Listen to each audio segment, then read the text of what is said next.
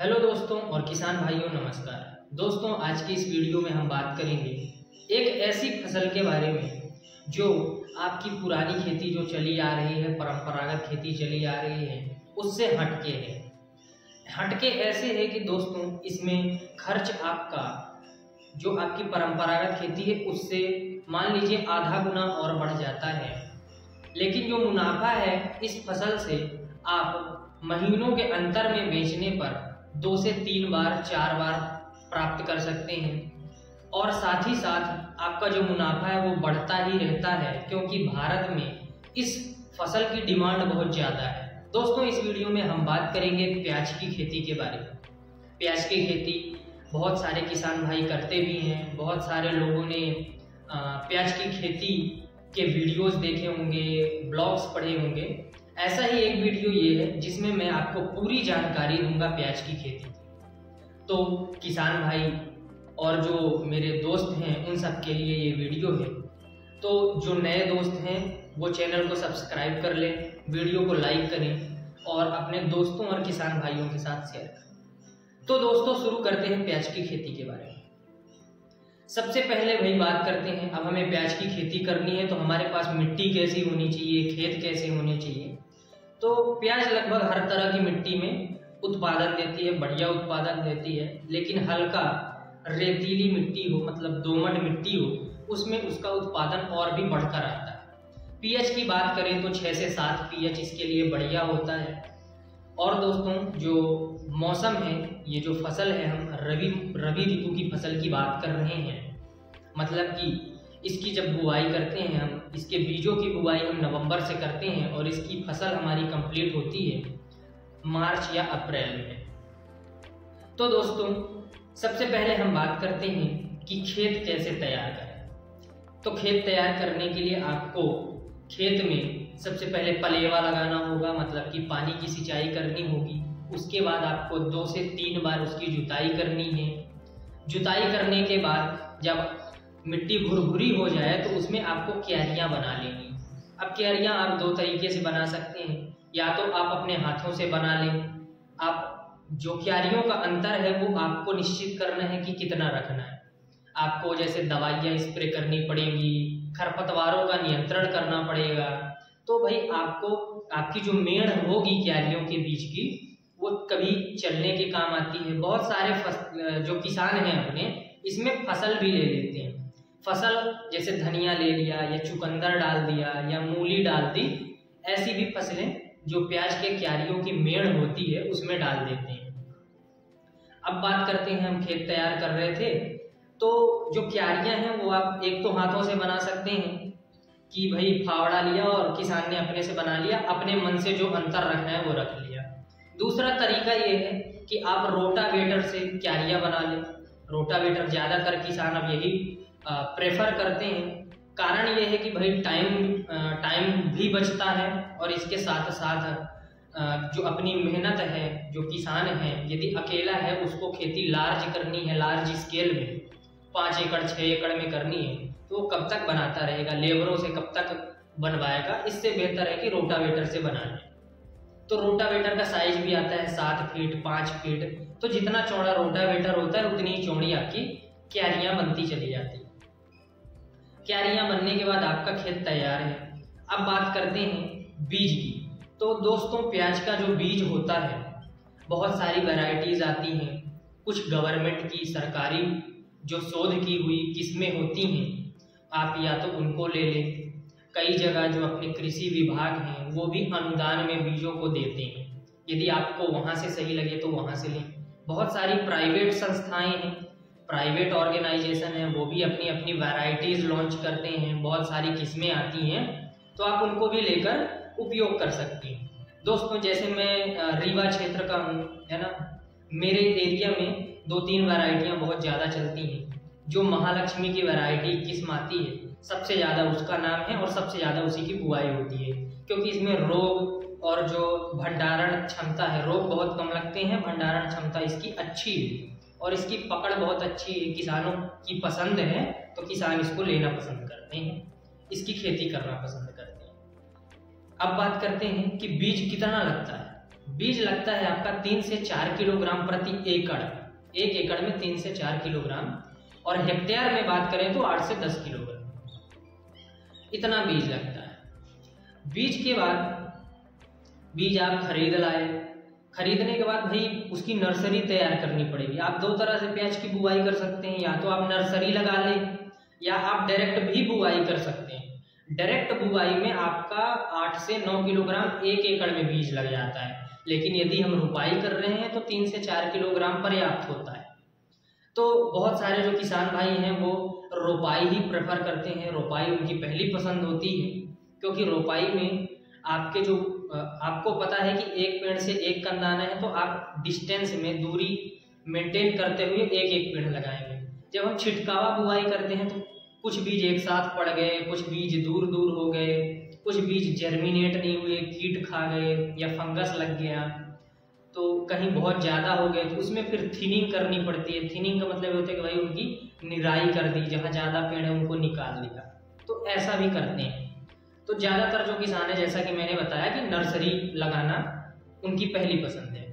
तो नर्सरी तैयार करने के लिए आपको वही है, रोटावेटर से बनवा लें या खुद से बना लें। लेकिन नर्सरी में ये है कि भाई आप जब भी आपका जो खेत है ना वो समतल हो या थोड़ी सी ढाल हो।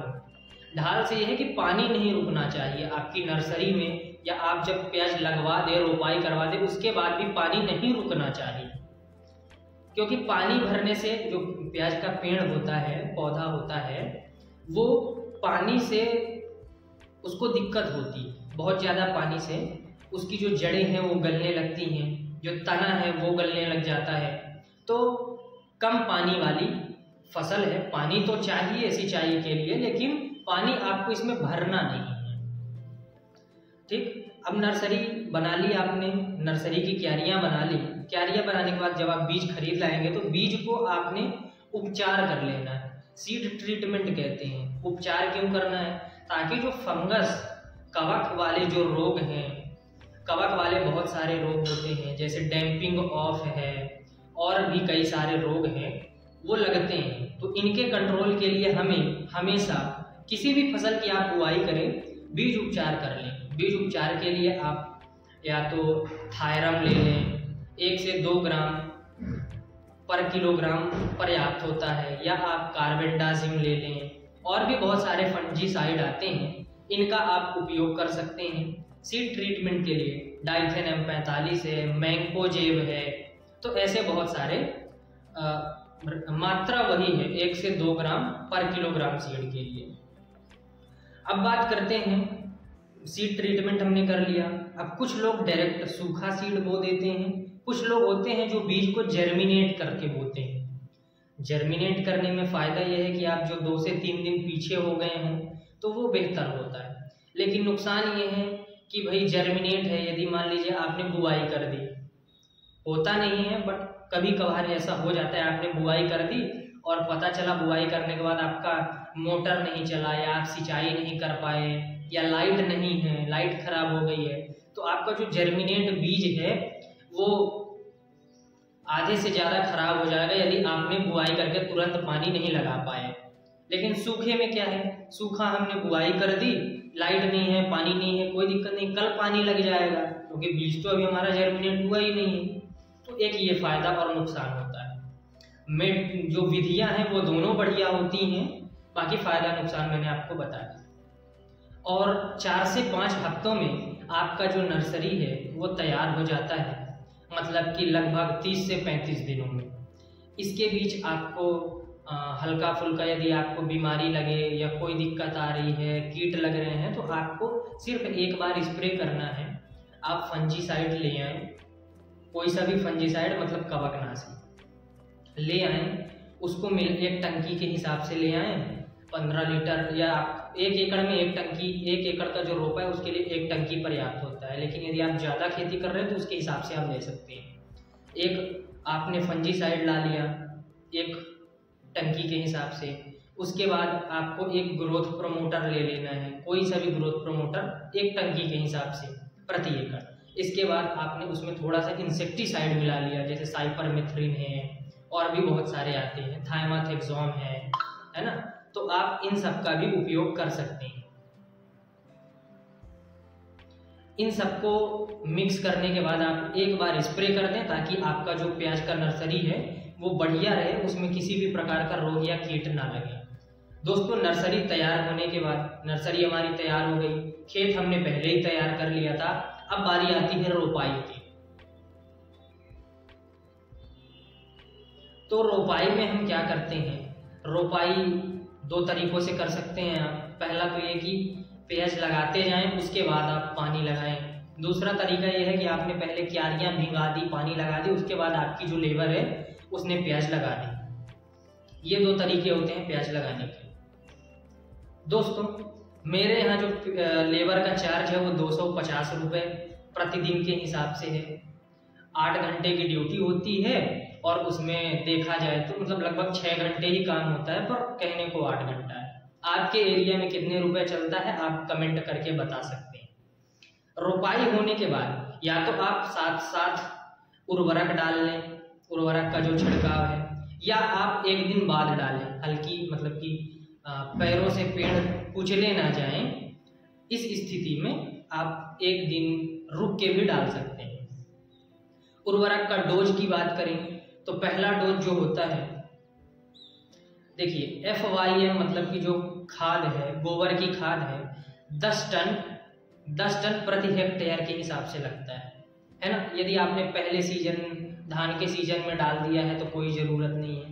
यदि आपको डालना है तो आपने जब पहली जुताई करी थी तब डालना है, क्योंकि इसका असर 40 से 45 दिनों बाद दिखता है, 1 से 2 महीने बाद दिखता है। तो यदि आपको गोबर का खाद उपयोग करना है तो आपको पहले कर लेना है। अब उर्वरक की बात कर रहे थे अपन, तो उर्वरक में दोस्तों आपको जो पहला डोज देना है, पहला डोज जो DAP आता है आपका, डाई अमोनियम फास्फेट 1846 NPK की मात्रा होती है। 1 बोरी इसको ले लें आप, और इसी के साथ आपको 15 किलोग्राम, 15 से 20 किलोग्राम म्यूरेट ऑफ पोटाश डालनी है। ये पहला डोज है जो आप जब अपन ट्रांसप्लांट करेंगे उसी दिन या उसके एक दिन बाद। अब बात करते हैं दूसरे डोज की। तो दूसरा डोज आपको डालना है, आप 25 से 35 दिनों के बीच में दूसरा डोज डाल सकते हैं। ज़्यादातर 30 दिन में लोग डाल देते हैं, मतलब 1 महीने। तो दूसरा डोज आपको क्या करना है, दूसरा डोज आपको थोड़ा सा हैवी करना है। 1 बोरी DAP या फिर एक बोरी DAP, उसके साथ आधी बोरी यूरिया, और उसी के साथ साथ आपको सल्फर भी डालनी है। सल्फर की मात्रा 5 से 10 किलोग्राम सल्फर भी डालनी है। या फिर आप NPK जो 19-19-19 आता है उसको भी डाल सकते हैं, लेकिन उसको आपको 1.5 बोरी डालना पड़ेगा, उसके साथ सल्फर डालनी पड़ेगी, सल्फर की मात्रा वही रहेगी। बात करते हैं तीसरे डोज की। तो जो तीसरा डोज है दोस्तों, वो हम डालते हैं लगभग 60 दिन में या 70 दिनों में। वो किसान अपनी फसल अनुसार डाल लेते हैं। तीसरा डोज आपको मीडियम रखना है। तीसरा डोज में आपको 1 बोरी DAP और उसके साथ जो आपका म्यूरेट ऑफ पोटाश है और सल्फर है, 15 से 20 किलोग्राम पोटाश, 5 से 10 किलोग्राम सल्फर। या फिर आप NPK जो आता है 19-19-19 और इसी के साथ आप सल्फर डाल दें, सल्फर की मात्रा सेम रखेंगे।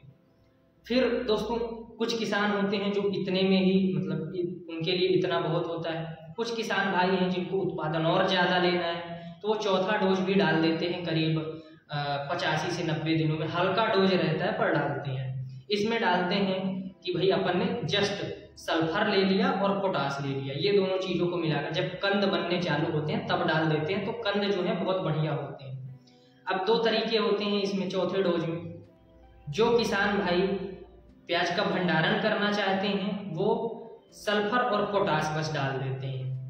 मात्रा वही है 5 से 10 किलोग्राम सल्फर और 15 से 20 किलोग्राम पोटाश।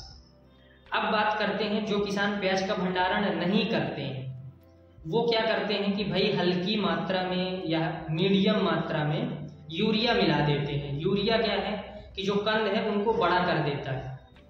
बड़ा करने से मतलब है कि उनमें जो नमी है वो नमी की मात्रा बढ़ा देता है, वजन बढ़ा देता है। तो उनको भंडारण तो करना नहीं है, खुदाई करा के तुरंत बेच देते हैं। तो वो किसान भाई यूज करते हैं। यदि आपको भी करना है आप कर सकते हैं। तो दोस्तों अब बात करते हैं उर्वरक के बाद सिंचाई की। सिंचाई कैसे करनी है? सिंचाई अपने को, यदि ठंड का मौसम है तो उसमें धूप कम पड़ेगी, नमी बनी रहेगी, तो हमें सिंचाई करनी है लगभग 12 से 15 दिनों में। यदि गर्मी पड़ रही है, गर्मी का मौसम है, धूप ज़्यादा है, तो अपने को सिंचाई करनी है 8 से 10 दिनों में, या धूप बहुत ज़्यादा पड़े तो 7 से 8 दिनों में। सिंचाई के बाद हम बात करते हैं इसमें खरपतवार की।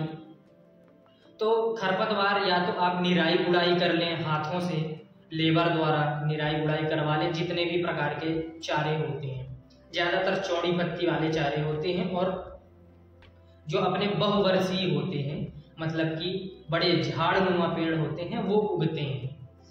तो जो झाड़नुमा पौधे हैं वो दवाइयों से भी नहीं मरते हैं। कितनी भी दवाई हम डाल लें वो थोड़ा बहुत मुरझा जाते हैं, उसके बाद वो वापस से तंदुरुस्त हो जाते हैं।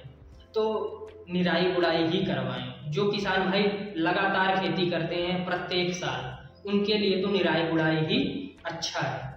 लेकिन पहली बार आप डाल सकते हैं, जैसे जो 30 से 35 दिनों में जब आप डालेंगे दवाई, तब आप बिल्कुल डाल सकते हैं, क्योंकि तब तो जो अपना खरपतवार है वो छोटी स्टेज में होता है। लेकिन जब बड़ी स्टेज में आ जाए तो आपको निराई गुड़ाई करवाना ही बेहतर होता है। दोस्तों अब बात करते हैं कि इसमें हम दवाई कौन सी डालें। तो दोस्तों इसमें आप दवाई का जो स्प्रे करेंगे खरपतवारों के नियंत्रण के लिए, इसमें सारे तरह के खरपतवार कंट्रोल हो जाते हैं। चौड़ी पत्ती वाले, क्योंकि प्याज सकरी पत्ती है तो ज़्यादातर जो खरपतवार है वो चौड़ी पत्ती वाले होते हैं।